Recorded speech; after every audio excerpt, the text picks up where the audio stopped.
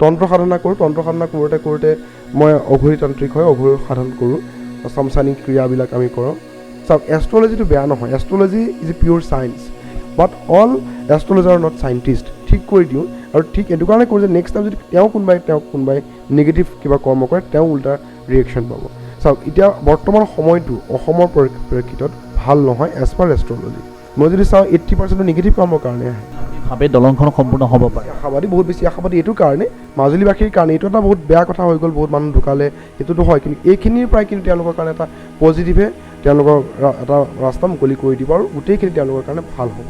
আপুনি 2022 চনত দেখিব ইণ্ডিয়া বহুতখিনি ডেভেলপ হৈ গৈছে এজ পাৰ ক'ভিড চিটুৱেশ্যন। চাকৰি কৰা মানুহ কেতিয়াও ধনী হ'ব নোৱাৰে, ধনী যদি হ'বলৈ বিচাৰিছে ব্যৱসায় কৰিব লাগিব। পৱন আগৰৱালে কিমান ধুনীয়া ধুনীয়া বিজনেছ ষ্টকছবিলাক দি থাকে, এইবিলাকৰ পৰা মটিভেশ্যন তেওঁলোকে ল'ব পাৰে বিভিন্ন ধৰণৰ। আজমলৰ লগত মিলিও হিমন্ত বিশ্ব শৰ্মাই চৰকাৰ গঠন কৰিব পাৰে নেকি? ৰাজনীতিটো সকলো সম্ভৱ। এতিয়াতো আপুনি যদি ক'লে আজমলৰ কথা, তাতকৈতো আৰু বেছি চতুৰ ৰাজনীতি হ'ল ডক্টৰ হিমন্ত বিশ্ব শৰ্মা। কিন্তু এটা কথা, তেখেতৰ পত্নীৰ পৰা সদায় তেখেতে সহায় পাব, আৰু পত্নীৰ ভাগ্যই তেখেতক বহুতখিনি আগুৱাই লৈ যোৱাত সহায় কৰিব। কংগ্ৰেছৰ ভৱিষ্যত একেবাৰে বেয়া নহয়, এতিয়া নহয়, লাহে লাহে ডেভেলপ হ'ব। আৰু ৰাইজৰ দল অসম জাতীয় পৰিষদক লৈ কি ক'ব? চাওক, তেওঁলোকৰ UDF অসমত শেষ হ'ব, কিন্তু শেষ নহয় মানে। তেওঁ নহয়, তেওঁলোক থাকিবই, আৰু তেওঁলোকেতো তেওঁৰ যিটো আছে ন, তেওঁ পাৰফেক্ট বিজনেছমেন। আজিৰ তাৰিখত যদি অখিল গগৈ আপুনি কয়, অখিল গগৈ বৰ্তমান দশা ইমান ভাল চলি থকা নাই, তেওঁ নিজে নিজৰ কিছুমান ভুল কৰিব। 6টা ছিট আছে, 6টাতেই বিজেপি অৰ্থাৎ তেওঁলোকৰ মিত্ৰদলে জয়ী হ'ব। নমস্কাৰ, ষ্টাৰ অসম বিশেষলৈ আপোনালোক সকলোকে স্বাগতম জনাইছোঁ। আৰু আজি আমি উপস্থিত আছোঁ অসমৰ জনপ্ৰিয় জ্যোতিষী ডক্টৰ পৰশমণি শৰ্মাৰ ওচৰত। ছাৰ, আপোনাক স্বাগতম জনাইছোঁ আমাৰ অনুষ্ঠানলৈ। আৰু এই যাত্ৰাটো কেনেকুৱা আছিল আপোনাৰ প্ৰথম অৱস্থাত? জ্যোতিষৰ যাত্ৰা বুলি ক'লে ঠিক এইটো আধ্যাত্মিকতাৰ যাত্ৰা, আৰু এই আধ্যাত্মিকতাৰ যাত্ৰাটো আৰম্ভটো বহুত সৰুৰ পৰাই হৈছিলে। যেতিয়া স্কুলত পঢ়ি আছিলোঁ, সেই তেতিয়াৰ পৰাই এষ্ট্ৰলজি, যিহেতু ঘৰত এই ধৰণৰ চৰ্চা সৰুৰ পৰাই আছে, মোৰ দেউতা, মোৰ ককা সকলোৱে এষ্ট্ৰলজিৰ লগত জড়িত। আপোনালোকৰ ঘৰখনত সৰুৰ পৰাই মানে আপুনি পাইছে জ্যোতিষ শাস্ত্ৰৰ লগত থকা জড়িত ব্যক্তি, মানে আপোনাৰ এইম ইন লাইফ জ্যোতিষী আছিল? এইম ইন লাইফ জ্যোতিষী বুলি ক'ব নোৱাৰি, মইতো পঢ়া শুনা বেলেগ ছাবজেক্টত কৰিছোঁ, মই ছায়েন্সৰ ষ্টুডেণ্ট আছিলোঁ, পিছত MBA কৰিছোঁ, বেলেগ কৰ্চেছ কৰিছোঁ। কিন্তু এষ্ট্ৰলজি বা আধ্যাত্মিকতা এইকেইটা বস্তুৰ লগত সৰুৰ পৰাই জড়িত। মোৰ মামাৰ ঘৰত আজিৰ পৰা 550 বছৰ আগতে মন্দিৰ হৈছিলে, বুঢ়াগোঁসাই থান বুলি। সেই থানৰ লগত আমি জড়িত ব্যক্তি, মোৰ দেউতা, মোৰ ককা সকলোৱেই সংস্কৃত শাস্ত্ৰ, গীতা, ভাগৱত, তাৰ বাহিৰেও ধৰ্মীয় চৰ্চা ঘৰত হৈয়ে থাকে। এষ্ট্ৰলজি, মোৰ ককা আছিলে, তেওঁ তান্ত্ৰিক আছিলে, মোৰ দেউতাই এষ্ট্ৰলজি প্ৰেক্টিছ কৰে, তাৰ আগৰ গোটেই জেনেৰেশ্যন বাই জেনেৰেশ্যন কৰি আহিছে। মই জাষ্ট সেই জেনেৰেশ্যনটো কেৰি ফৰৱাৰ্ডহে কৰি লৈ গৈছোঁ। আৰু জ্যোতিষক অলপ ভাল লাগে কাৰণে কেনেকৈ মডাৰ্ণাইজ কৰিব পাৰি তাকে চিন্তা চৰ্চা কৰি 2014 চনত অল্টাৰনেটিভ এষ্ট্ৰ 24 নামেৰে মই এই নতুন কনচেপ্টটো আনিলোঁ। যিটো অল্টাৰনেটিভ এষ্ট্ৰ আমি যিটো ফ'ল' কৰোঁ, তাত নৰ্মেল এষ্ট্ৰলজিৰ নিচিনাই, কিন্তু কিছুমান তাত লাল কিতাপ, এষ্ট্ৰ, বাস্তু, হুডু মেজিক, এই ধৰণৰ কিছুমান নতুন নতুন কনচেপ্ট সোমোৱাই পেলাই অলপ মডাৰ্ণাইজ কৰি পেলাই এই কনচেপ্টটো ডেভেলপ কৰা হৈছে। আমি কথা পাতিম এতিয়া। প্ৰথমতে মই সোধোঁ, অল্টাৰনেটিভ এষ্ট্ৰ কি? চাওক, অল্টাৰনেটিভ এষ্ট্ৰলজিৰ এটা পাৰ্ট হয়। এষ্ট্ৰলজি এটা বহুত ডাঙৰ সাগৰ, তাৰ এটা পাৰ্ট আমি চিলেক্ট কৰি লৈছিলোঁ। অল্টাৰনেটিভ এষ্ট্ৰ অৰ্থত আমি এনেকুৱা কৰিছিলোঁ যে একদম মডাৰ্ণ যিবিলাক টেকন'লজি আছে, মানে টুলছ আছে এষ্ট্ৰলজিৰ, টেৰ' কাৰ্ড, নিউমাৰলজি, হুডু মেজিক বা হুডু মেজিক কি হয় এইটো? হয়, হুডু মেজিক কম, সেইখিনিৰ লগত মই মিংগল কৰিছোঁ একেবাৰে সৰু বস্তু, যেনে কৰি মাৰাটো, একে গাঁৱলীয়া কৰি মাৰাটো, নৰ্মেল যিটো বেদিক এষ্ট্ৰলজি থাকে, এই কম্বিনেশ্যন কৰি পেলাই অল্টাৰনেটিভ এষ্ট্ৰ মই বনাইছিলোঁ। আৰু ইয়াৰ পিছত আপুনি কৈছে হুডু মেজিক চাউথ আফ্ৰিকান এটা তন্ত্ৰ হয়, যেনেকৈ আমি মায়াঙৰ তন্ত্ৰ, কামাখ্যা তন্ত্ৰৰ নাম শুনিছোঁ। হুডু মেজিকো চাউথ আফ্ৰিকান এটা তন্ত্ৰ হয়, যি তন্ত্ৰৰ মাধ্যমেৰে আমি মানুহক বিভিন্ন সমস্যাৰ সমাধান কৰিবৰ কাৰণে চেষ্টা কৰা যায়। হয়, যিহেতু যাদুৰ লগতো জড়িত নেকি অল্টাৰনেটিভ এষ্ট্ৰ? মেজিক এইটো এটা বেলেগ বস্তু হয়, আৰু তন্ত্ৰ সাধাৰণতে মেজিকৰ লগত কোনো জড়িত নহয়। মেজিকটো এটা সম্পূৰ্ণ পৃথক বস্তু হয়, আৰু তন্ত্ৰ সাধাৰণতে এটা বেলেগ বস্তু হয়। আপুনি শিক্ষা ক'ত গ্ৰহণ কৰিছিল? মই নগাঁৱত আৰম্ভ কৰিছিলোঁ মোৰ পঢ়া শুনা। ক্লাছ 12লৈকে মই নগাঁৱতে আছিলোঁ। তাৰপিছত মই বি বৰুৱা কলেজত ষ্টাৰ্ট কৰিছিলোঁ BSc। হয়, মোৰ অৰিজিনেল ঘৰ নগাঁৱত।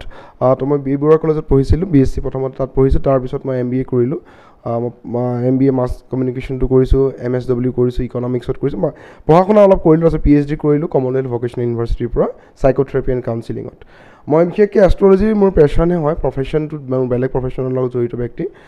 এষ্ট্ৰলজি ভাল লাগে, সৰুৰ পৰা দেখি আহিছোঁ। তন্ত্ৰ সাধনা কৰোঁ, তন্ত্ৰ সাধনা কৰোঁতে কৰোঁতে মই অঘৰী তান্ত্ৰিক হয়, অঘৰী সাধন কৰোঁ, চামচানিক ক্ৰিয়াবিলাক আমি কৰোঁ। তো আমি এইটো এটা কাৰণে ক'ব বিচাৰোঁ যে মডাৰ্ণ সময়ত আজিৰ তাৰিখত 21st চেঞ্চুৰীত তন্ত্ৰ, বেজালি, এষ্ট্ৰলজিত বিলিভ কৰা কিমান চাইণ্টিফিক, আৰু আমি চেষ্টা কৰোঁ যে চাইণ্টিফিক ৱেত সেইটো বুজাবৰ কাৰণে আমি চেষ্টা কৰোঁ, আৰু সেইখিনি কৰিবৰ কাৰণেই অল্টাৰনেটিভ এষ্ট্ৰটো অনা হৈছে, আৰু নিজৰ অধ্যয়ন কৰিবৰ কাৰণে অৱকাশ পাইছিলোঁ ঘৰত, আৰু এই অধ্যয়নেই বৰ্তমান চলি আছে, শেষ হোৱা নাই, অধ্যয়ন চলি আছে, আৰু নতুন নতুন ফৰ্মুলা, নতুন থিয়ৰী আমি উদ্ভাৱন কৰি আছোঁ। আপোনালোকে নিশা হ'লে ওলাই যায় মানে? চাওক, নিশা হ'লে ওলাই যায়, ইয়াত দুটা কথা থাকে। ডাৰ্ক এনাৰ্জিটোত বহুত ধৰণৰ পজিটিভ ভাইব আমি পাওঁ, আৰু যদি চাই গোটেই ৱৰ্ল্ডৰ বহুত মোৰ দেন 70% আপোনাৰ ডাৰ্ক এনাৰ্জি হয়। আন্ধাৰত ওলাই যাওঁ মানে আমি শ্মশান যাওঁ। এতিয়া শ্মশান কিয় যাওঁ? শ্মশান যিহেতু আমি চাওক দুটা ফেক্টৰত মানুহে শ্মশানলৈ যাবলৈ ভয় কৰে। এটা হ'ল হাইজিন ফেক্টৰ, তাত হাইজিন ফেক্টৰটো খুব কম থাকে, আৰু বহুতে ভয় কৰে, ভয় কৰে। ভূতটো বুলি ঠিক নহয়, ভয়ে ভূত হৈ যায়। গতিকে তাৰ বাহিৰে শ্মশানতেই মই বিশেষকৈ কিহৰ কাৰণে যাওঁ বুলি যদি আপুনি সোধে, বা শ্মশান মই কিয় ভাল পাওঁ, শ্মশানৰ যদি আপুনি চাই সমস্থান, তাত সকলো মানুহৰ কাৰণে সমান। আপুনি যিমানেই ধনী মানুহটো নহওক বা দুখীয়া মানুহটো নহওক, আল্টিমেট ডেষ্টিনেশ্যন আপুনি শ্মশানতেই পাব। তাত আপোনাৰ লোভ, মোহ, পাপ সকলোবিলাক খণ্ডন হৈ যায়। আজি আপুনি যিকোনো ডাঙৰ মন্দিৰত তাতেই বিচাৰি পায় কিবা এটা নিশ্চয়। য়েছ, আমি তাতেই বিচাৰি পাওঁ বুলি ক'লে আমি ঘৰ সকলোতে বিচাৰি পোৱা যায়, ভগৱান সকলোতে থাকে। কিন্তু শ্মশানত গ'লে আমি সকলো মানুহ তাৰ পৰা নাযায় ন, বহুত মানুহ তাৰ পৰা আঁতৰি থাকে। যেতিয়া মানুহৰ কোলাহল কম থাকে, মানুহৰ পৰিৱেশটো বহুত ভাল হৈ থাকে, তাত আমি যিকোনো সাধন কৰিবৰ কাৰণে বহুত ইজি হয়। এনেকুৱা নহয় যে শ্মশানতে ভগৱানক পোৱা যাব বা শ্মশানতে ভূত প্ৰেতৰ লগত কথা পাতিব পাৰি। তন্ত্ৰ সাধনা যদি ভালকৈ কৰা যায়, আপুনি ঘৰতেই ৰুমতেই তন্ত্ৰ সাধনাৰ দ্বাৰা আপুনি লাভান্বিত হ'ব পাৰে। কিন্তু শ্মশানত আমি এইটো কাৰণেই যাওঁ যে তাত সকলো মানুহ যাব পাৰে, সকলো মানুহৰ কোনো জাত পাতৰ কোনো কথা নাই, ধনী দুখীয়াৰ কোনো কথা নাই, আৰু আল্টিমেট ডেষ্টিনেশ্যনেই সেইটো। শ্মশানত আমি এইটো কাৰণেই যাওঁ যে বেলেগ এটা মন্দিৰত যাবৰ কাৰণে, ধৰি লওক আমি ডাঙৰ ডাঙৰ ভাল ভাল মন্দিৰত যদি যায়, VIPৰ কাৰণে এক্সট্ৰা, VVIPৰ কাৰণে এক্সট্ৰা, সাধাৰণ মানুহৰ কাৰণে এক্সট্ৰা, সকলোৱে ভগৱানক চাবৰ কাৰণেও বহুত ধৰণৰ ৰুলত যাব লাগে। কিন্তু শ্মশানত সকলোৰে কাৰণে সমান, সেইটো এটা কথা। তাৰ লগতে আমি শ্মশানত এইটো কাৰণেও যাওঁ যে তাত সকলো বস্তু থাকে, একদম লেতেৰা লেতেৰা বস্তুও থাকে, ভাল বস্তুও থাকে। আৰু শ্মশানে এনেকুৱা ঠাই য'ত মানুহে ইমান টকা পইচা ফ্লেট লৈ পেলাই মানুহ পাগল হৈ থাকে, কিন্তু মৃত্যুৰ পিছতো সেইখিনি মাটি কিনিয়েই তেওঁ তাত মানে তাকে নিজকে জ্বলাব লগা হয়। গতিকে শ্মশানত ভাল লাগে, শ্মশানৰ ক্ৰিয়াবিলাক কৰিও ভাল লাগে। শ্মশানৰ লগত কিহৰ কাৰণে বহুত ধৰণৰ কাৰণেই আছে ভাল লগা, কিন্তু তাৰ মাজত আৰু যদি আমি ক'ব লগা হয় শ্মশানত মানুহ কিয় যাবও লাগে, শ্মশানত গ'লে আপুনি নিজৰ সত্যটো গম পোৱা যাব, আমি ক'ত গৈ আছোঁ। যে আমি অকল টকা পইচা বা আমি অকল পৰিয়ালকেন্দ্ৰিক আমি যিবিলাক কাম কৰি থাকোঁ, তাৰ বাহিৰেও যদি সমাজত বিভিন্ন ধৰণৰ কাম থাকি যায়, সত্য যদি অনুধাৱন কৰিব যায়, তেতিয়া শ্মশানত যোৱাটো সকলোৰে কাৰণে দৰকাৰী। হয়, আপুনি মাহে মাহে যায় নে বছৰত যায়? নহয়, আমিতো পূৰ্ণিমা অমাৱস্যা, মোৰ একচুৱেলি পাঞ্জাবাৰী শ্মশানত মোৰ শিষ্যবিলাক থাকে। মই অঘৰী তান্ত্ৰিক, যিহেতু আমি মেইন শ্মশানী ক্ৰিয়াবিলাক আমি পাঞ্জাবাৰী শ্মশানত কৰোঁ। আগতে ভূটানত কৰিছিলোঁ, কিন্তু পাঞ্জাবাৰী শ্মশান মোৰ কাৰণে ওচৰ হয়, আৰু মই তাত যিহেতু শিষ্য মেক্সিমাম তাতেই থাকে, মই পূৰ্ণিমা অমাৱস্যা আৰু মঙলবাৰ শনিবাৰ আমি শ্মশানী ক্ৰিয়া কৰোঁ। বৰ্তমান সময়ত বহুত তান্ত্ৰিক হৈছে, আপুনি জ্যোতিষশাস্ত্ৰৰ লগত জড়িত, মই সেইবাবে সুধিছোঁ। আপোনালোকে সমস্যা সমাধান কৰে, কিন্তু কিছুমান এনেকুৱাও দেখিবলৈ পোৱা যায় যে আনক ধ্বংস কৰিবলৈ বহুখিনি জ্যোতিষী বা বহুত তান্ত্ৰিক জড়িত হৈ পৰিছে। গতিকে এই যিসকল আপোনালোকে শিক্ষা গ্ৰহণ কৰে, আমি কিছুমান আজিকালি সংবাদ মাধ্যমতো কিছুমান বিজ্ঞাপন দেখিবলৈ পাওঁ, বহুত তান্ত্ৰিক সম্ৰাট অমুক তমুক যিকোনো সমস্যাৰ সমাধান কৰিব, এইবোৰক লৈ আপুনি কি ক'ব? চাওক, নলেজটো সকলোৰে কাৰণে একেই থাকে, ইণ্টাৰনেটতো নলেজ সকলোৰে কাৰণে সমান। কেনেকৈ ইউজ কৰিছে, ইউজ কৰাজনৰ ওপৰত ডিপেণ্ড কৰে। তন্ত্ৰটো ভাল আৰু বেয়া, গোটেইকেইটা তন্ত্ৰই থাকে। কিন্তু ইয়াত চাওক, তন্ত্ৰবিদ্যাটো দিছিলে কোনে? শিৱই পাৰ্বতীক দিয়া, মা সতীক দিয়া যিখিনি মন্ত্ৰ, সেইখিনি হ'ল তন্ত্ৰ সাধনৰ মেইন আধাৰ। আৰু আমাৰ তাতো বিভিন্ন ধৰণৰ মানুহে আহে, নিগেটিভ কৰ্মৰ কাৰণে আহে, আমাৰ ওপৰত ডিপেণ্ড কৰে আমি কৰিব পাৰোঁ। আপোনালোকৰ তাত আহেনে এনেকুৱা নিগেটিভ কিছুমান কৰ্মৰ কাৰণে? নিশ্চয় আমাৰ তাত মই যদি চাওঁ 80% নিগেটিভ কৰ্মৰ কাৰণে আহে, 20% নিজৰ ভালৰ কাৰণে, ধ্বংস কৰিবলৈ, আনৰ বেয়া কৰিবলৈ। বহুত চৰ্টকাট। আপোনাৰ চাওক, মানুহে নিজকে ইম্প্ৰুভ কেতিয়াও নকৰে, নিজকে প্ৰুভ কৰিবৰ কাৰণে চেষ্টা কৰে, লোকক কেনেকৈ নিজকে আপগ্ৰেড কৰিব সেইটো কাৰণে চিন্তা কৰে। গতিকে এনেকুৱা ধৰণৰ কাম চলি থাকিব, এতিয়াৰ নহয়, এইটো আগৰ পৰাই চলিছে আৰু চলিও থাকিব। কিন্তু আমাৰ দায়িত্ব তান্ত্ৰিক বা চাওক, জ্যোতিষত কিন্তু সেই ধৰণৰ কথা নাই। জ্যোতিষে আপুনি প্ৰেডিকশ্যন দিয়ে, তেওঁলোকে কোনো বেয়া কাম লোকক কৰি দিব নোৱাৰে। কিন্তু তান্ত্ৰিকৰ হাতত যিহেতু অস্ত্ৰটো থাকে, ভালো কৰিব পাৰে বেয়াও কৰিব পাৰে গতিকে বেয়াখিনি যিমান পাৰে নকৰি থাকিলে তেওঁৰ কাৰণে মংগল কাৰণ চাওক energy cannot be created can be destroyed গতিকে কোনোবা তান্ত্ৰিকে যদি কোনোবা বেয়া মানুহৰ বেয়া কামটো কৰে তেওঁৰ গাতেই আহি পৰিবহি এইটোতো এনেকুৱা নহয় যে ভগৱানটো নহয় যে মই কৰি দিছোঁ আৰু গোটেইখিনি আৰু তেওঁলোকে ৰিটাৰ্ণ হৈ নাহিব গতিকে তান্ত্ৰিকজনোতো যে মানুহেই হয় তেওঁতো যেন পৰিয়াল থাকে তেওঁ যদি এনেকুৱা নিগেটিভ কাম লোকৰ কাৰণে কৰে কাইলৈ যদি তেওঁৰ ঘৰত কোনোবাই কৰিব লগা হয় তেওঁ কৰিব গতিকে মোৰ বিশেষকৈ মোৰ যিটো মেইন প্ৰিন্সিপলটো হ'ল যে লোকক ভাল কৰিবৰ কাৰণে এটলিষ্ট কাকো ভাল কৰি দিব যদি নোৱাৰোঁ তথাপি তেওঁলোকে যাতে একো অপকাৰ কৰিব নোৱাৰোঁ যে তেওঁলোকে আমাক কিমান বিশ্বাস কৰি পেলাই এজন মানুহ আমাৰ ওচৰত আহে তেওঁ গোটেই ছিক্ৰেটখিনি আমাৰ আগত কৈ দিয়ে সেই ছিক্ৰেটখিনি লৈ পেলাই তেওঁ যদি আমি ইউজ কৰোঁ ইয়াতকৈ আৰু বেয়া কথা একো নহয় কাৰণ ওপৰত যেন চাই আছে কাৰণ আমি ব্যৱসায় কৰোঁ তন্ত্ৰই হওক এষ্ট্ৰলজি যিয়ে নকৰোঁ আমি মানৱ সেৱাটো চলে তাৰ মাজত আমাৰ ব্যৱসায় লুকাই থাকে তেনেকৈ চলিব লাগিব আমাৰ মেইন আধাৰটোৱে হ'ল মানুহ আৰু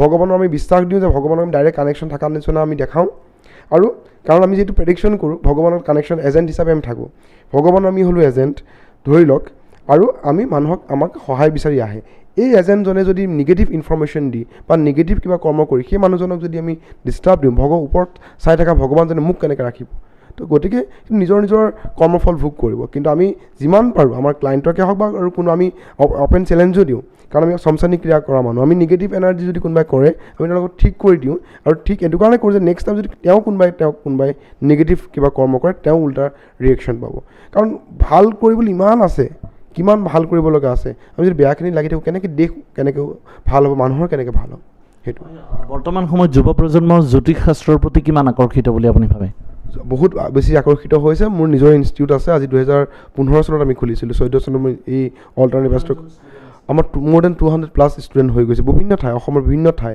আৰু আজিতো ৰেকি প্ৰাণিক হিলিং SS বাৰ এনেকুৱা ধৰণৰ নতুন কনচেপ্ট আহিছে বিভিন্ন আজিকালি বিভিন্ন ট্ৰেইনাৰে শিকাই আছে অসমৰ বহুত ভাল মানুহে শিকাই আছে বহুত আমি ডেইলি ফেচবুকত আমি চাব ৰেকিৰ ওপৰত কিমান মানুহে অধ্যয়ন কৰি আছে ৰেকিটো মই বহুত বছৰ আগতে কৰিছিলোঁ ৰেকি আমি যেতিয়া কৰিছিলোঁ মানুহে গমেই নাপাইছিলে আজিৰ তাৰিখত এলাৰ্টনেছ ইমান বাঢ়িছে ৰেকিৰ পজিটিভ ৰিজাল্টবিলাক পাইছে চ' সকলো বস্তুতেই চাওক এষ্ট্ৰলজিটো বেয়া নহয় astrology is a pure science but all astrologer are not scientist তো প্ৰব্লেম তাতেই হয়গৈ অকণমান জানিয়ে অকণমান শিকিয়ে বহুত ডাঙৰ কৰিবলৈ কাৰণ মানুহৰ ওপৰত মিছা প্ৰেডিকশ্যন দি পেলাই কেইটামান টকা মুনাফাৰ কাৰণে ছাপ'জ মোৰ ওচৰত যদি কোনো এজন মানুহ আহিলে দেখিছোঁ তেওঁৰ একোৱেই প্ৰব্লেম নাই তথাপি মোৰতো পেটটো চলিবৰ কাৰণে ৰাহু বেয়া শনি বেয়া লিখি দিওঁ সেই ধৰণৰ কৰাৰ কাৰণে এষ্ট্ৰলজিৰ ওপৰত মানুহৰ বিশ্বাসটো কমি গৈছে সেইটো কাৰণে মই বিচাৰোঁ যে এষ্ট্ৰলজি যেতিয়া কৰিবলৈ আহে নহয় যিকোনো এজন মানুহে আমি হওক বেলেগ এটা প্ৰফেশ্যন বা এটা অন্তৰখন শুদ্ধভাৱে আহিব লাগে অকল পইচা ঘটিম বুলি যদি অহা যায় ন তেতিয়া কিন্তু মানুহৰ মাজত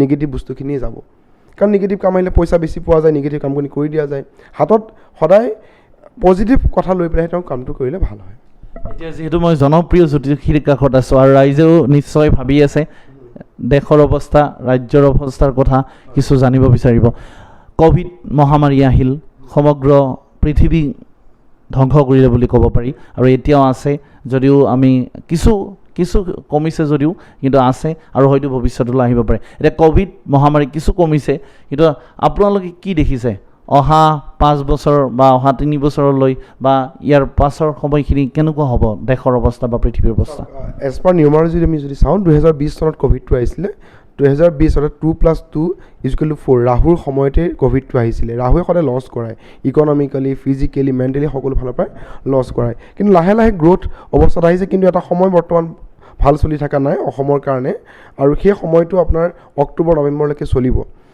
যিকোনো যেনেকৈ মাজুলী কাণ্ডটো হ'ল বা এই ধৰণৰ যিবিলাক হৈ আছে উজান গতিকে লাহে ধীৰে এই ধৰণৰ কিছুমান ঘটনা হ'ব আৰু ক'ভিড যিটো মহামাৰী এই ধৰণৰ মহামাৰী লাহে লাহে কমি আহিব আৰু সমাজৰ পৰা যাওঁতেতো সময় লাগিব কিন্তু যিটো জাতকা দি থৈ গ'ল আমাক শিকাই থৈ গ'ল এতিয়া ক'ভিডৰ পৰা আমি নিগেটিভটো বহুত আমি পালোঁ কিন্তু আমি পজিটিভখিনি ল'বৰ কাৰণে চেষ্টা কৰিব লাগে এজ এ মানে এষ্ট্ৰলজাৰে হওক বা এজ এ মটিভেশ্যনেল ট্ৰেইনাৰে হওক আমাৰ দায়িত্বটো এইটোৱে থাকে যে মানুহে ক'ভিডৰ পৰা কি শিকিলে মানুহে এইটো কথা শিকিব পাৰিলে যে বহুত কম বাজেটত মানুহ চলিব পাৰে জীৱনত জীয়াই থাকিবৰ কাৰণে বহুত টকাৰ পাছত নাই যে মৃত্যুৱে শেষ সত্য সেইটোও গম পালে জমা ধন থাকিব লাগে মানুহে ক'ত কেনেকৈ প্ৰপাৰলি ছেভিং কৰিব লাগে ক'ত তেওঁলোকে ভালকৈ অনলাইনৰ চাওক আজি অনলাইনেৰে কিমান শিক্ষাদান যে কৰিব পৰা যায় আগতেও আছিলে অনলাইন শিক্ষা বাট ইমান মানুহ এলাৰ্ট নাছিলে বিভিন্ন ধৰণৰ নতুন স্ক'প আহিলে তো মানে ক'ভিডৰ পৰা নিগেটিভটো বহুত আমি কিনিলোঁ কিন্তু তাৰ পৰা পজিটিভ কি ল'ব পাৰোঁ আৰু সেইখিনি কথা গম পোৱা হ'ল আৰু যিহেতু ৱৰ্ক ফ্ৰম হোম যিটো কালচাৰ ক্ৰিয়েট হ'ল, ৱৰ্ক ফ্ৰম হোম নতুন নতুন ষ্টাৰ্টআপবিলাকক বহুত সহায় কৰিব। কেনেকৈ সহায় কৰিব, এটা ডাঙৰ এটা আগতে আছিলে এটা বিজনেছ কৰিম বুলি ক'লে কেপিটেলৰ বহুত দৰকাৰ, দুটা ৰুম লাগিব, আপোনাৰ ছিকিউৰিটি মানি লাগিব, আজিকালি সেইবিলাক কমিছে। আৰু যদি চাই আপুনি ক'ভিডৰ সময়ত বহুত এষ্ট্ৰলজাৰো হৈ গ'ল আজিকালি অনলাইনত শিক্ষাদান কৰি। গতিকে এই ক'ভিডে আপুনি নিগেটিভ বহুত কৰিলে, কিন্তু পজিটিভো আপুনি যদি চাই বহুত কৰিছে। গতিকে ক'ভিডটোতো চলি থাকিব, ক'ভিডৰ মাজত আমি সহবাস কৰি পেলাই আমি চলি যাব লাগিব। যিহেতু আপোনাৰ মতে মানে ক'ভিড সম্পূৰ্ণ শেষ হোৱা নাই যদিও লাহে লাহে শেষ হ'ব, শেষ হ'ব আৰু এই পৰিস্থিতি লাহে লাহে আমাৰ মোকাবিলা কৰিব পাৰিব। আৰু নিশ্চয় ভাৰতক আকৌ 15 আগষ্ট 2021 পৰা ইণ্ডিয়া লাহে লাহে ডেভেলপ অৱস্থালৈ যাবগৈ, আৰু অলৰেডি ষ্টাৰ্ট হ'বই। আৰু এই বস্তুটো গৈ আপুনি 2022 চনত দেখিব ইণ্ডিয়া বহুতখিনি ডেভেলপ হৈ গৈছে এজ পাৰ ক'ভিড চিটুৱেশ্যন। মানে ক'ভিডক লৈ ইমান এটা ভয় কৰিব নালাগে, কিন্তু আমি সাৱধানতা অৱলম্বন কৰি থাকিবই লাগিব। ক'ভিডৰ পৰা সাৱধান থাকিবই লাগিব, সেইটোতো কমন কথা। কিন্তু তাৰ মাজতো আমি তাৰ পৰা পজিটিভ লৈ পেলাই আমি আগবাঢ়ি যাব লাগিব। চাওক, প্ৰব্লেমক প্ৰব্লেম বুলি ভাবি থকাটোৱে প্ৰব্লেম। ক'ভিড আহি থাকিলে বহি থাকিলেতো নহ'ব, তাৰ ওপৰঞ্চি আমি কি কাম কৰিব পাৰোঁ তাৰ কথা আমি চিন্তা কৰিব লাগিব। ছাত্ৰ ছাত্ৰীসকলৰ ভৱিষ্যত কেনেকুৱা দেখিছে আপুনি? ছাত্ৰ ছাত্ৰীসকলৰ ভৱিষ্যত নিজৰ ওপৰত তেওঁলোকক ডিপেণ্ড কৰিব। এতিয়া চাওক, তেওঁলোকক কম্পিউটাৰটো আৰু মোবাইলটোৱে তেওঁলোকক দি দিয়া হৈছে। কম্পিউটাৰ মোবাইল দুটা ৰাহুৰ বস্তু সদায় চলনাময়ী। আপুনি আপোনাৰ ওপৰত ডিপেণ্ড কৰিব, যোনে ইউজ কৰিব সি কম্পিউটাৰত সদায় ছাৰৰ ক্লাছটো কৰিছে নে ইণ্টাৰনেট বেলেগ বস্তু চাই আছে, ডিপেণ্ড কৰিব। কিন্তু প্ৰথম কথা হ'ল, যেতিয়া এটা স্কুল কলেজত যেতিয়া ল'ৰা ছোৱালী যায়, এতিয়া পঢ়াৰ প্ৰতি এটা বেলেগ ধৰণৰ ধাউতি থাকে।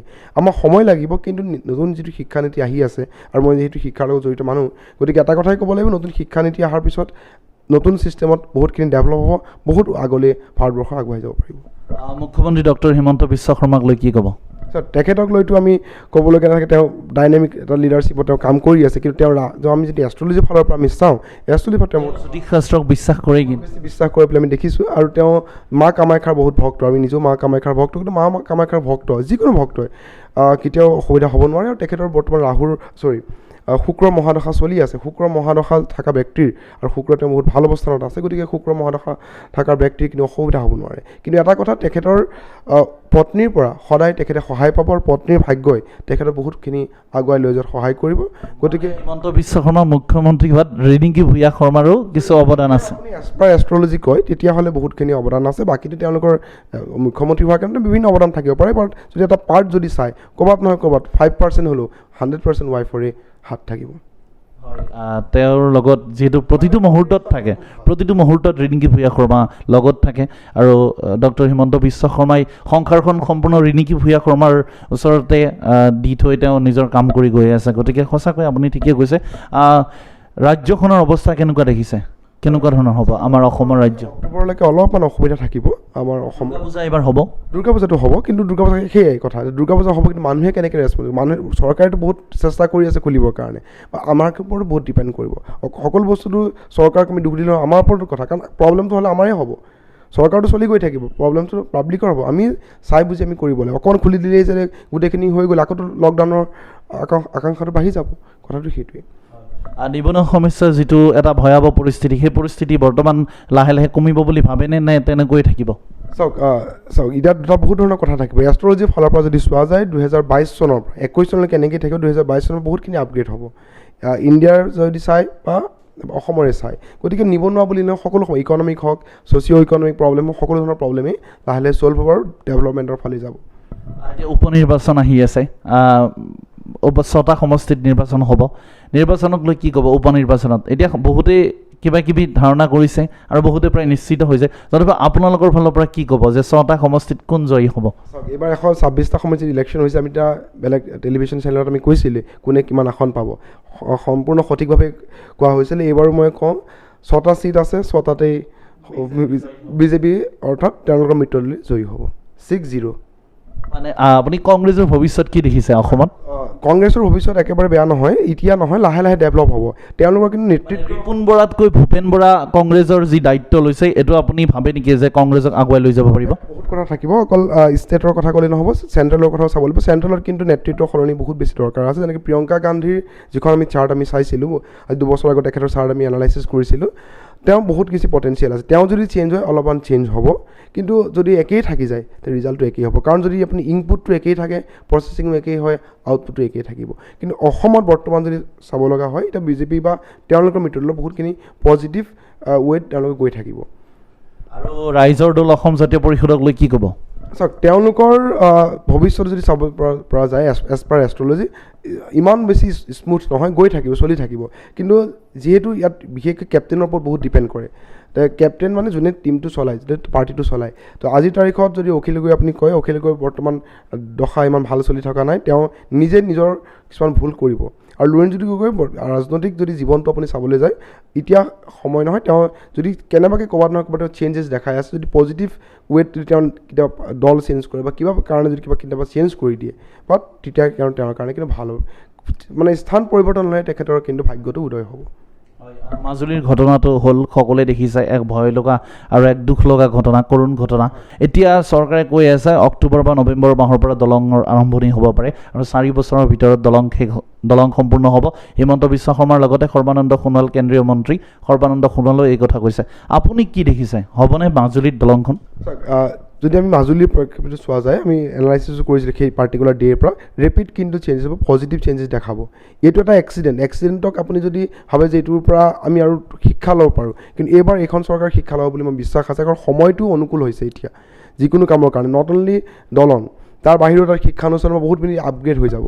এই আপগ্ৰেডে মাজুলীবাসীৰ কাৰণে এইটো এটা বহুত বেয়া কথা হৈ গ'ল, বহুত মানুহ ঢুকালে, সেইটোতো হয়, কিন্তু এইখিনিৰ পৰাই কিন্তু তেওঁলোকৰ কাৰণে এটা পজিটিভে তেওঁলোকৰ এটা ৰাস্তা মুকলি কৰি দিব আৰু গোটেইখিনি তেওঁলোকৰ কাৰণে ভাল হ'ব। মাজুলীৰ প্ৰতি এটা এটেনশ্যনটো মানুহৰ যাব আৰু পজিটিভ ৱেত যাব। মানে আপুনি ভাবে দলংখন সম্পূৰ্ণ হ'ব পাৰে? আশাবাদী, বহুত বেছি আশাবাদী এইটো কাৰণে, যিটো আমি সময়টো এনালাইচিছ কৰিছিলোঁ, যেতিয়াই আপুনি য'তেই ধ্বংস হৈছে, জাপানত যেতিয়া হিৰোশ্বিমা নাগাচাকি যিটো সমস্যা হৈছিল, তাৰপিছতেই ডেভেলপমেণ্ট হৈছিলে।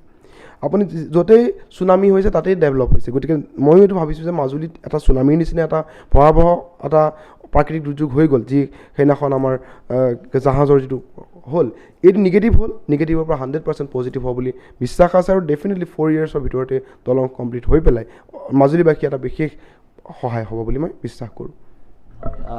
এতিয়া অসমৰ ৰাইজ কেনেকৈ আগবাঢ়িব লাগে বুলি আপুনি ভাবে বৰ্তমান সময়ত?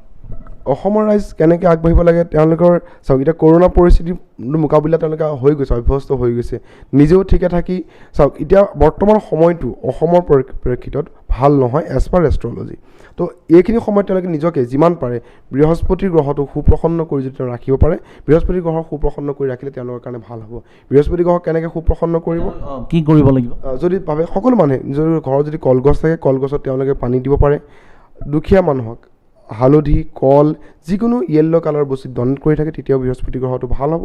আৰু পাৰিলে গুৰুস্থানীয় বা গুৰুস্থানীয় ব্যক্তিক যদি সহায় সহযোগিতা কৰি থাকে, তেওঁলোকৰ কাৰণে ভাল হ'ব। মন্দিৰ, মছজিদ, গীৰ্জা যদি গৈ থাকে তেতিয়াও ভাল হ'ব।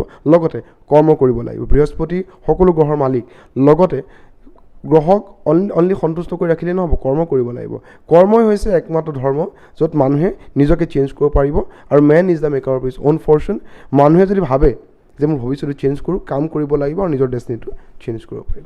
আৰু মই আৰু এটা পলিটিকেল কথা সুধোঁ, বদৰুদ্দিন আজমলৰ কথা সুধোঁ। বদৰুদ্দিন আজমলৰ কি দেখিছে ভৱিষ্যত? তেওঁ বহুতে ক'ব বিচাৰে বিজেপিৰ লগত তেওঁৰ এটা যোগসূত্ৰ আছে, বিজেপিৰ লগত তেওঁ জড়িত, আৰু ইফালে কংগ্ৰেছৰ লগত তেওঁলোকে মিত্ৰতাৰে নিৰ্বাচন খেলিছিল, কিন্তু তাতো কেনেকুৱা ধৰণৰ পৰিস্থিতি হ'ল সকলোৱে দেখিছে, আৰু এতিয়া কংগ্ৰেছৰ লগত তেওঁলোকৰ মিত্ৰতা নাই। আপুনি কি দেখিছে বদৰুদ্দিন আজমল, UDFৰ ভৱিষ্যত কি দেখিছে? UDFৰ ভৱিষ্যতটো বহুত ভাল, তেওঁ চতুৰ ৰাজনীতিবিদ। আপুনি ভাবিব নোৱাৰা ধৰণৰ যিটো ভাবি আছে বা বহুতে যিটো ভাবি আছে যে UDF অসমত শেষ হ'ব, কিন্তু শেষ নহয়, মানে কেতিয়াও নহয়, তেওঁলোক থাকিবই। আৰু তেওঁলোকেতো তেওঁৰ যিটো আছে ন, তেওঁ পাৰফেক্ট বিজনেছমেন, পাৰফেক্ট ৰাজনীতিকবিদ। তেওঁ কেনেকৈ মেনেজ কৰিব লাগে চব জানে। তেওঁ আগৰ ব্যৱসায় ইমান ধুনীয়াকৈ এতিয়া বহুত বুলি ডেভেলপ হৈ গ'ল ন, আগৰ ব্যৱসায়খিনি যিখিনি প্ৰব্লেমছ আছিলে নতুন চৰকাৰে তেওঁ কৰিয়ে দিছে। ক'ত পিঞ্চ কৰিব লাগে চবেই জানে। আৰু তেওঁ মানুহটো অলপ বেলেগ ধৰণৰ হয়, তেওঁ কামো কৰি ছ'চিয়েল। আপুনি যদি চাই, আমি এটা বেলেগ AIDF বুলি ক'লে এটা নিগেটিভ, আমি হয় মুছলিম বা এই ধৰণৰ দাড়ি টুপি লুঙি এই ধৰণৰ আমি কথাবিলাক আমি আলোচনা কৰোঁ। কিন্তু তাৰ বাহিৰেও বদৰুদ্দিন আজমলৰ যদি আপুনি ইটো ছাইড চাই, তেওঁ কিমানখিনি ডেভেলপ কৰি ছ'চাইটিৰ, কিমান স্কুল, কলেজ, মাদ্ৰাছা, তেওঁ ইউনিভাৰ্চিটি লৈ আহি আছে অতি কম সময়ৰ ভিতৰত, সেইবিলাকো ডেভেলপ কৰিছে। তাৰ লগতে যদি ভৱিষ্যতৰ ৰাজনীতি যদি চাই, তেওঁ কিং মেকাৰ বুলি তেওঁ বহুতে ক'ব খোজে যদিও, ক'ৰবাত নহয় কিং মেকাৰ নহ'লেও হ'লেও ক'ৰবাত নহয় ক'ৰবাত মেকাৰটো হয় থাকিবই। আৰু তেওঁক আমি মানে is like a diabetes, it can. এতিয়া কি ক'ব হিমন্ত বিশ্ব শৰ্মাৰ লগত, যিটো বহুতে ক'ব বিচাৰে যে আজমল আৰু হিমন্ত বিশ্ব শৰ্মা একেলগে ভাত খায় বুলি ক'ব পাৰি, এই কথাটো আপুনি কি ক'ব? চাওক, এতিয়াতো আপুনি যদি ক'লে আজমলৰ কথা, তাতকৈতো আৰু বেছি চতুৰ ৰাজনীতি হ'ল ডক্টৰ হিমন্ত বিশ্ব শৰ্মা। তেওঁতো ক'ত কেনেকৈ কাক কেনেকৈ ৰাখে, কোনেও ক'ব নোৱাৰে এনেকুৱাই হ'ব লাগে চাম দাম দণ্ড ভেদ ভৱিষ্যতে আজমলৰ লগত মিলিও হিমন্ত বিশ্ব শৰ্মাই চৰকাৰ গঠন কৰিব পাৰে নেকি ৰাজনীতিটো সকলো সম্ভৱ আৰু ৰাজনীতি বস্তুটোৱেই হৈছে এইটো য'ত শ্ৰীকৃষ্ণৰ নিচিনা মানে যিখন ভাগৱত গীতাটোত লিখা আছে ন চাম দাম দণ্ড ভেদ কৰি চব চলিব লাগিব ৰাজনীতি সেনেকুৱা বস্তু ইয়াত কোনো স্থায়ী মিত্ৰ শত্ৰু নাথাকে আৰু আমাক লাগে ডেভেলপমেণ্ট আমাৰ নিউ জেনেৰেশ্যন মই নিজৰ নিউ জেনেৰেশ্যন আমি যিটো ব্যৱসায় কৰোঁ আমাৰ ব্যৱসায় কৰা মানুহখিনিৰ কাৰণে ভাল হওক চাকৰি হ'লে ভালকৈ দৰমহা পাওক যিখিনি চাকৰি প্ৰাৰ্থী আছে তেওঁলোকে ভালকৈ চাকৰি সেইখিনি আমাক বিচাৰোঁ আমাৰ সাধাৰণ ৰাইজে বহুত বেছি বস্তু নিবিচাৰে কোন মুখ্যমন্ত্ৰী হৈছে বা কোন হেৰি হৈছে আমাক লাগে ডেভেলপমেণ্ট ভাল কাম ছ'চাইটিত ভাল হ'ব লাগে এই যিবিলাক হিংসা হত্যা লুণ্ঠন চলি আছে এইবিলাক নাইকিয়া হ'ব লাগে গতিকে আমি এজ এ এষ্ট্ৰলজাৰ বা আমি সাধাৰণ নাগৰিক হিচাপে এইটোৱে ভাবোঁ যে সকলোৰে ভাল হওক তেওঁলোকৰ ভাল হওক তেওঁলোকৰ লেভেলত তেওঁলোকৰ ভাল হওক আমাৰ লেভেলত আমি ভাল হওঁ যুৱ প্ৰজন্মৰ ভৱিষ্যত কেনেকুৱা দেখিছে আপুনি ভৱিষ্যত ভাল চাওক কৰ্মবিমুখ হ'লে নহ'ব কৰ্মৰ প্ৰতি ইচ্ছা থাকিব লাগিব আৰু কোনো বস্তু এদিনতে ছাকচেছ নহয় যিকোনো এটা চেনেল যিসকলে চৰকাৰী চাকৰি নাপায় বা প্ৰাইভেট চাকৰি তেওঁলোকে বিচাৰি আছে নাপায় এতিয়া তেওঁলোকে কি কৰিব শিক্ষিত বহুত নিবনুৱা আছে আমাৰ দেশত বৰ্তমান তেওঁলোকক আপুনি কি আহ্বান জনাব চাওক চাকৰিটো জীৱনৰ শেষ উদ্দেশ্য হ'ব নোৱাৰে চাকৰি বুলি ক'লে তোৰ চাকৰি গভৰ্ণমেণ্ট চাকৰি প্ৰাইভেট চাকৰি আপুনি চাওক কেইজন মানুহ ধনী আছে যোনে অলৰেডি চাকৰি কৰিছে চাকৰি কৰা মানুহ কেতিয়াও ধনী হ'ব নোৱাৰে ধনী যদি হ'বলৈ বিচাৰিছে ব্যৱসায় কৰিব লাগিব ভাল ব্যৱসায় আছে অসমত ইমানেই ব্যৱসায়ৰ স্ক'প আছে মানুহে নাজানেই বাহিৰৰ মানুহে আপুনি ব্যৱসায় কৰি আছে আহি আমাৰ কথাটো হ'ল কি আমি প্ৰথমতে ব্যৱসায়টো ষ্টাৰ্ট কৰোঁ দুদিনমান যদি ভালকৈ চলা নাই লগে লগে বন্ধ কৰি দিওঁ গতিকে এনেকৈ নহ'ব ধৈৰ্য লাগিব আৰু স্ক'প লাগিব আৰু নতুন নতুন ইন'ভেশ্যন আনিব লাগিব কপি পেষ্ট বিজনেছ কিন্তু কেতিয়াও নচলে জেনেৰেলি আমি কি কৰোঁ কপি পেষ্ট আগত টেম্পুবিলাক এখন দুখন চলিছিল PCO এটা দুটা চলিছিল লগে লগে PCO হৈ গ'ল টেম্পু চলিলে দুখনমান আকৌ টেম্পু কপি পেষ্ট বিজনেছ কেতিয়াও নাছিলে ইউনিক আৰু সদায় USPটো চাব লাগে ইউনিক চেলিং পইণ্টটো ক'ত কেনেকৈ বিজনেছ চলে তো আমাৰ অসমতো বিভিন্ন বিজনেছমেন আছে বহুত ছাকচেছফুল বিজনেছমেন আছে সেই বিজনেছ কৰিবৰ কাৰণে বিভিন্ন স্ক'প আছে শিকিব লাগিব বিজনেছ ট্ৰেইনাৰ আছে আজি অসমতে আমি ভাল বিজনেছ ট্ৰেইনাৰ দেখিব পাইছোঁ তেওঁলোকৰ পৰা শিকিব পাৰে আজিকালি ইউটিউবত ডক্টৰ বিবেক বিন্দাৰ নিচিনা ব্যক্তিয়ে ফ্ৰীতে আপোনাৰ বহুত ধৰণৰ কৰি আছে আমাৰ অসমতে পৱন আগৰৱালে কিমান ধুনীয়া ধুনীয়া বিজনেছ টক্সবিলাক দি থাকে এইবিলাকৰ পৰা মটিভেশ্যন তেওঁলোকে ল'ব পাৰে বিভিন্ন ধৰণৰ তেওঁলোকে ল'ব পাৰে মানুহে ইচ্ছা কৰিলে স্ক'প আছে ইণ্টাৰনেটততো বিভিন্ন স্ক'প আছে এতিয়াও যদি মাৰি দিয়ে 100 বিজনেছ আইডিয়া উইদাউট ইনভেষ্টমেণ্ট এতিয়াও ওলাব সঁচাই মই এইখিনিতে কৈছোঁ পৱন আগৰৱালাৰ কথা ডাটা মিছনৰ স্বত্বাধিকাৰী আৰু প্ৰতিষ্ঠিত ব্যৱসায়ী তেওঁ মটিভেশ্যনেল স্পীকাৰ হয় জনপ্ৰিয় মটিভেশ্যনেল স্পীকাৰ হৈ পৰিছে আৰু তেখেতে যিখিনি কথা কৈছে কিন্তু কাৰণ তেওঁ নিজে ব্যৱসায় আৰম্ভ কৰিছিল একেবাৰে সাধাৰণ মানুহ আছিল তেওঁ একেবাৰে কম টকাৰে তেওঁ আহিছিল গুৱাহাটীলৈ আহি সাধাৰণভাৱে আৰম্ভ কৰিছিল আৰু আজি প্ৰায় কোটি টকাৰ এটা বিজনেছ তেওঁ চলাই আছে চাৰিওফালে তেওঁ জনপ্ৰিয় গতিকে তেওঁ যিটো মটিভেশ্যনেল স্পীকাৰ কৰিছে তেওঁ নিজৰ জীৱনত যিখিনি পাই আহিছে সেই অভিজ্ঞতাত আজিৰ নতুন প্ৰজন্মক এই কথাখিনি কৈ আছে সেয়া সঁচাকৈয়ে শলাগিবলগীয়া আৰু সঁচাকৈ শলাগিবলগীয়া দুটা বস্তু মই চাওঁ তেখেতক সদায় আমি তেওঁক ফ'ল' কৰোঁ ফেচবুকত তেখেতে সদায় মটিভেশ্যনেল কোটেশ্যন দিয়ে প্ৰথম কথা তেওঁ কথা কয় আৰু কাম কৰে প্ৰেক্টিকেল ইমপ্লিমেণ্টেশ্যন বহুত ডাঙৰ কথা মটিভেশ্যনেল স্পিকিংটো বহুত ডাঙৰ কথা নহয় কৈ পেলাই তেওঁ কৰে আৰু লোকক সহায় কৰে মই বিভিন্ন মানুহক পাইছোঁ যে তেওঁৰ পৰা সহায় পাইছে বিনা স্বাৰ্থত এনেকুৱা মানুহ পাবলৈ খুব টান সেনেকুৱা মানুহ আমাৰ আছে তেওঁক যদি মানুহে 10টা কথা সুধিব আহে যে কেনেকৈ বিজনেছটো নিশ্চয় হেল্প কৰিব অকল পৱন আগৰৱালাই নাই এনেকৈ বিভিন্ন ব্যক্তি আছে যাক মানুহে বিচাৰি থাকে আৰু আমাৰ অসমীয়া ল'ৰাবিলাকক বহুতক যদি আপুনি এডভাইচো দিয়ে বেয়া পাই গুচি যায়গৈ আমাৰ ইয়াতে বহুতে চাবলৈ আহে চাকৰি আছে নাই যেতিয়া আমি দেখিছোঁ চাকৰি তেওঁ চাৰ্টখনত দেখোঁ হৰস্কোপখনত দেখোঁ চাকৰি নাই তেওঁ যদি ব্যৱসায় বুলি কোৱাৰ লগে লগে মুখখন কুচাই আহে ব্যৱসায়টো সৰুৰ পৰাই ষ্টাৰ্ট কৰিব লাগে কোনো দিনে মানুহ একেদিনাখনেতো টাটা বিৰলা আম্বানী হোৱা নাই সদায় সৰুৰ পৰা ষ্টাৰ্ট কৰিব লাগে মানে ষ্টাৰ্টটো সদায় স্মল ষ্টেপেৰে কৰিব লাহে লাহে ডাঙৰলৈ যাব লাগে ডাঙৰ সপোন দেখিব লাগে ড্ৰিমিং বিগ বাট মানে ষ্টেপটোতো স্মলৰ পৰাই দিব লাগিব গতিকে মানুহে ডেভেলপ কৰিবৰ কাৰণে সৰু ষ্টেপবিলাক যদি ডেইলি ৰুটিনত ৰাখে তেতিয়া ডেফিনেটলি ডেভেলপ হ'ব আমি লাহে লাহে শেষলৈ আহিছোঁ আৰু আপুনি ইমান ব্যস্ততাৰ মাজত আমাক এইখিনি সময় দিলে এতিয়া সকলোৰে সমস্যা আছে প্ৰত্যেক পৰিয়ালৰে প্ৰত্যেকজন ব্যক্তিৰে সমস্যা আছে সমাধান কৰিবলৈ আপোনালোকে আছে আপোনালোকে যিহেতু কৰি আছে আজি বহু বছৰৰ পৰাই আপুনি অতি জনপ্ৰিয় এগৰাকী জ্যোতিষী হিচাপে স্বীকৃতি পাইছে গতিকে আপুনি এতিয়া কি ক'ব আপোনাক কেনেকৈ যোগাযোগ কৰিব পৰা যাব আৰু সমস্যা সমাধানৰ বাবে যিহেতু বহুতে আপোনাৰ এই অনুষ্ঠানটো চাই আছে আমাৰ এই অনুষ্ঠানটো বহুতে হয়তো মনত বহুত কথা আছে গতিকে তেওঁলোকক আপুনি কি ক'ব চাওক যেনেকৈ হেল্থৰ প্ৰব্লেম হ'লে ডক্টৰৰ ওচৰত যায়, ভাগ্যৰ প্ৰব্লেম হ'লে এষ্ট্ৰলজাৰৰ ওচৰত আহে। আমাৰ ওচৰতে আহিব পাৰিব, আমাৰ কাহিলীপাৰাত আমাৰ অফিচ আছে, এই অফিচত আহি পেলাই তেওঁ যোগাযোগ কৰিব পাৰে, নহ'লে আমাৰ ৱেবছাইট www.alternativeastro24.com যোগাযোগ কৰিব পাৰে, নহ'লে মোৰ ফেচবুক পেজ অল্টাৰনেটিভ এষ্ট্ৰ বাই ডক্টৰ পাৰশ্যাম শৰ্মাতো যোগাযোগ কৰিব পাৰে, নহ'লে মোৰ ফোন নম্বৰ 8133043407 তেওঁলোকে কণ্টেক্ট কৰি পেলাই মোৰ লগত যোগাযোগ কৰিব পাৰে।